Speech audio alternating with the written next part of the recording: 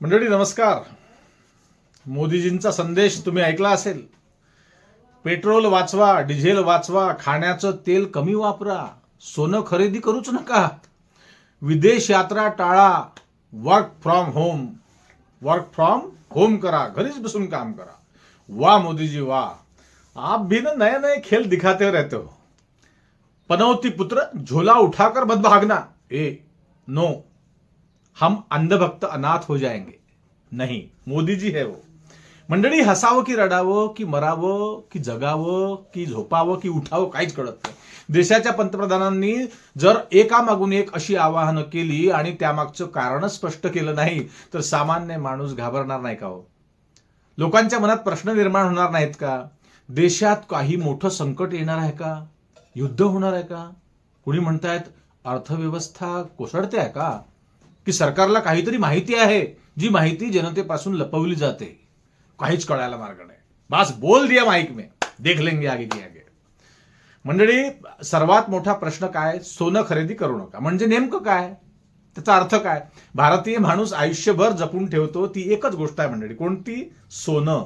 मग अचानक लोकांना सोन्यापासून दूर राहायला सांगण्यामागे नेमकं कारण काय ते तर सांगा. पण हे कारण देशाला कोणीही स्पष्ट केलं नाही.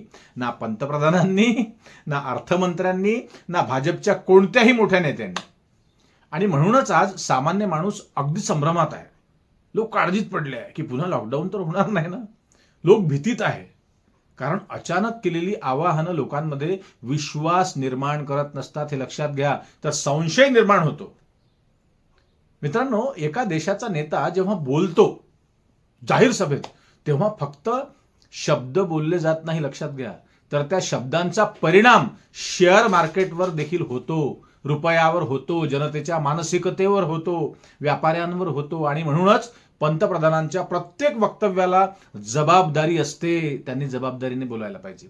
पण गेल्या काही वर्षांमध्ये आपण एक गोष्ट वारंवार पाहिली. मोठे निर्णय, मोठी घोषणाबाजी. 8 बजे आकर क्या बोल देंगे मोदी जी, कोई भरोसा नाही. पण स्पष्ट माहिती नाही.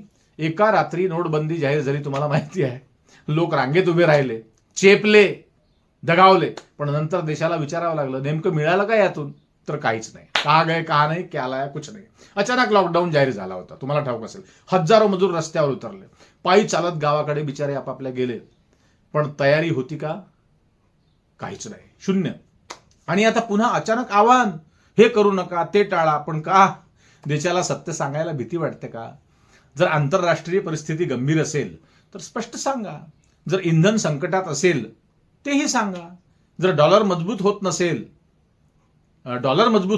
असेल, रुपया पडत असेल तेही लोकांना सांगा. दबाव येत असेल तेही सांगा. जर सोन्याची आयात कमी करायची असेल तर स्पष्ट बोला. कारण जनता मूर्ख नाही. जनतेला सत्य पचतं, पण अर्ध सत्य पचत नाही, हे लक्षात घ्या. आणि मोदी सरकारची सर्वात मोठी समस्या काय आहे मंडळी? तर ही आज तुम्हाला ठाऊक असेल, फक्त इमेज मॅनेजमेंट आणि इव्हेंट मॅनेजमेंट. स्पष्टीकरण कमी. मोदींच्या समर्थकांना प्रत्येक गोष्टीत त्यांचं काय वाटतं? मास्टर स्ट्रोक दिया बोलते मोदीजीने. पण सामान्य माणूस आता विचारायला लागला आहे की नो, हो गया, बहुत साल हो गए, अभी बहुत बीमारी बढ़ गई अभी. नेमकं चाललंय तरी काय, असं लोक विचारतायत. जर देश महासत्ता बनत असेल तर मग लोकांना बचतीचं, काटकसरीचं आणि भीतीचं वातावरण काय दिलं जातंय? तुम्ही तर महासत्ता आहात, विश्वगुरू आहात. जर अर्थव्यवस्था मजबूत असेल तर पेट्रोल डिझेल वाचवण्याचं इतकं मोठं आवाहन का? कारण काय? लोकांना कारण हवं आहे. जर सर्व काही नियंत्रणात असेल तर सोनं खरेदी न करण्याचा सल्ला का दिला मोदीजींनी? मित्रांनो, भारतात सोनं ही फक्त चैनीची वस्तू नाही, लक्षात घ्या, तर ती सुरक्षिततेची भावना आहे. गरीब माणूस संकटात सोनं विकत असतो. मध्यमवर्गीय आई मुलीसाठी सोनं साठवून ठेवत असते. शेतकरी सोन्याकडे गुंतवणूक म्हणून पाहत असतो. मग अचानक लोकांना सोनं घेऊच नका असं सांगणं हे फक्त आर्थिक विधान राहत नाही, लक्षात घ्या, तर ते मानसिक धक्का बसवतं. आणि याच ठिकाणी सरकारने स्पष्ट संवाद साधायला हवा होता. पण दुर्दैवाने आजच्या राजकारणात संवादापेक्षा इव्हेंट जास्त झालेत, कॅमेरे जास्त झालेत, भाषणं जास्त झालीत, पण पारदर्शकता कमी झालेली आहे, लक्षात घ्या. मोदी स्वतःला अनेकदा, तुम्हाला ठाऊक आहे, विश्वगुरू म्हणतात. देशाचे विश्वगुरू आहेत ते. म्हणून ते स्वतःच आपला परफॉर्मन्स देतात नेहमी. भाजप समर्थक तर त्यांना दैवी शक्ती वगैरे वगैरे सारखं असं काहीतरी म्हणत असतात. काही लोक तर थेट अवतार म्हणतात देवाचा. पण मग अवतारात तुम्ही म्हणजे साक्षात देवच आहात ना. मग प्रश्न पडतो, जर नेतृत्व इतकं मजबूत आहे, इतकं भारी आहे, तर देशात सतत भीतीचं वातावरण का तयार होतं मग? खरं नेतृत्व लोकांना घाबरवत नसतं, लक्षात घ्या. तर लोकांना परिस्थिती समजावून सांगत असते. अमेरिकेचे राष्ट्राध्यक्ष असोत, युरोपचे नेते असोत, कोणी असो, कठीण काळात ते पत्रकार परिषदा घेतात, आर्थिक कारणं स्पष्ट करतात जनतेपुढे, डेटा देतात, लोकांना विश्वासात घेतात. पण भारतात काय होतं? एक भाषण, एक आवाहन, संपला विषय. आणि मग सोशल मीडियावर काय? अफवांचा पाऊस, अफवांचा स्फोट जिकडे तिकडे. कोणी म्हणतं युद्ध होणार का, कोणी म्हणतं अर्थव्यवस्था ढासळली आहे का, कोणी म्हणतं सरकारकडे डॉलर नाहीत का हो, कोणी म्हणतं सोन्यावर निर्बंध येणार का. आणि या सगळ्याला जबाबदार कोण? तर अस्पष्ट संवाद. उघडपणे काहीही बोलायचं नाही. कारण जेव्हा सरकार स्पष्ट बोलत नाही तेव्हा अफवा बोलायला लागतात, लक्षात घ्या. लोकशाहीमध्ये प्रश्न विचारणं देशद्रोह नसतो. उलट प्रश्न विचारणारी जनता हीच मजबूत लोकशाहीची एक ओळख असते, लक्षात घ्या. जर पंतप्रधान लोकांना त्याग करायला सांगत असतील, ठीक आहे, देशभक्ती, ओके, तर लोकांना सत्य जाणून घेण्याचा अधिकार नाही का? मग लोकांनी पेट्रोल का वाचवायचं, त्याचं कारण तर त्यांच्या पुढे आलं पाहिजे. खाण्याचं तेल का कमी करायचं, त्यांनी का कमी वापरायचं, सोनं का खरेदी करू नये, विदेश प्रवास का टाळावा, हे स्पष्ट सांगितलं असतं तर कदाचित लोक घाबरले नसते. पण जेव्हा माहिती अर्धवट दिली जाते तेव्हा देशात विश्वास नाही तर असुरक्षितता वाढते. आणि आज कदाचित हीच भावना देशात वाढताना दिसते आहे. लोक आता फक्त भाषण ऐकत नाही तर भाषणामागचं सत्य शोधण्याच्या नादात राहतात लोक. कारण सोशल मीडिया आणि युट्यूबच्या काळात प्रत्येक गोष्ट तपासली जाते, लक्षात घ्या. लोक वेगवेगळे चॅनल्स बघतात, बरेच युट्यूबर्स आहेत, त्यांची काही विश्लेषणं बघतात, प्रत्येक विधानावर प्रश्न विचारले जातात. आणि शेवटी जनतेला अजून एक गोष्ट खटकते मंडळी. सामान्य लोकांना सांगितलं जातं पेट्रोल वाचवा, प्रवास कमी करा, साधं जगा. म्हणजे काय बाबा? आणि मग दुसरीकडे एका दिवसासाठी एखादा मंत्री बसने प्रवास करतो, नाटकबाजी. मुख्यमंत्री इंडिगोच्या फ्लाईटने कुठेतरी गेले आता काल परवा, कॅमेरे त्यांच्या मागे, फोटोशूट, आणि त्याला मग जनतेसाठी तो संदेश तयार करतात. मग ते दररोज जातात का बुलेटनी? पावसाळ्यात जाईल का रेनकोट घालून फडणवीस साहेब?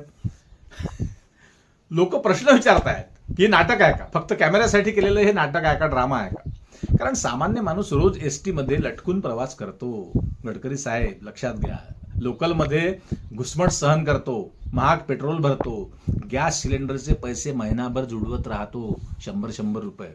त्याच्या आयुष्यात कॅमेरा नसतो, PR टीम नसते त्याच्या मागे, ट्विटर पोस्ट नसते. म्हणूनच आज लोकांना भाषणापेक्षा प्रामाणिकपणा हवा आहे, फोटोशूटपेक्षा स्पष्टता हवी आहे, आणि इमेज मॅनेजमेंटपेक्षा, तुमच्या त्या इव्हेंट वगैरे पेक्षा विश्वास हवा आहे. बाकी तुम्हाला काय वाटतं ते तुम्ही ठरवा मंडळी. सरकारने या आव्हानामागचं खरं कारण स्पष्ट सांगायला नको का? आणि अशा प्रतिकात्मक स्टंटमुळे लोकांचा विश्वास वाढतो की उलट संशय वाढतो? तुम्ही कमेंटमध्ये नक्की सांगा. आता बघा ना, मोदीजी जसं वागले, जसं बोलले, अख्खे लिडर्स त्यांचे, भाजपाचे अख्खे नेते, अरे ते एकदम खुळखुळ्यासारखे धावायला लागतात. तो इलेक्ट्रॉनिकचा तो असतो ना ते खेळणं, असे धावायला लागतात. चाबी भरली मोदीजींनी की हे आपलं हे नाटकबाजी चालू करतात. कुणी काय मुख्यमंत्री ते बुलेटने गेले, हेल्मेट वगैरे घालून, किती लांब गेले, 100 पावलं बुलेटनी. रोज जाणार आहे का बुलेटनी ते मंत्रालयात? रोज जावं त्यांनी. आणि कशाला कॅमेरे बिमरे पाहिजे? लोकांना कळतेच. तिकडे ते गडकरी साहेब बसने गेले, कुठली बस आहे माहिती नाही, त्या बसमध्ये काही लोक दिसले, शेजारची सीट रिकामी होती. जनरल प्रवास करावा म्हणावं. जर तुम्हाला एवढी तुमच्यामध्ये हिंमत आहे आणि एवढा तुम्हाला त्याग करायचा आहे लोकांना संदेश देण्यासाठी, तो चलो बस स्टैंड पे जाओ, ऐसे ही चले जाओ रिक्शा से, और वहां पे बस जैसे लोग घूम रहे बस में, बस चेक कर रहे कहाँ दौड़ रहे बस के पीछे, कहाँ जा रही बस, बस त्या बसच्या मागे धावा, बस पकडा आणि बस त्या दांड्याला पकडून उभे राहा आणि मग प्रवास करा. तो प्रवास ही काय नाटकबाजी आहे? कुठून बस मागवली असेल बाळ्यांनी? प्रायव्हेट एखाद्या कंपनीची बस असेल, सगळं ठरलेलं असेल, मीडियाची टीम मागे पुढे असेल, स्वतःचे कॅमेरे, सगळ्यांकडेच आजकाल स्वतःचे कॅमेरे आहेत, स्वतःचं त्यांचे युट्यूब चॅनल्स, इंस्टाग्राम अकाउंट असेल, ट्विटर, फेसबुक, हे सगळं हँडल करणारी टीम त्यांच्याकडे, तरुण मुलं आहेत, ते सगळं हँडल करतात. हां, ते खोकले तरी ते शूट होतं, हसले तरी शूट होतं. एक तो तिकडे तो पैसेच वाटत राहतो, तो स्वतःच शूट करतो, स्वतःच पैसे वाटतो लोकांना.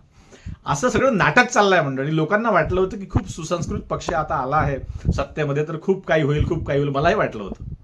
पण सगळं ड्रामा निघाला, फोलपट्टी निघाली, फुकटचे भाषणं निघाली मंडळी.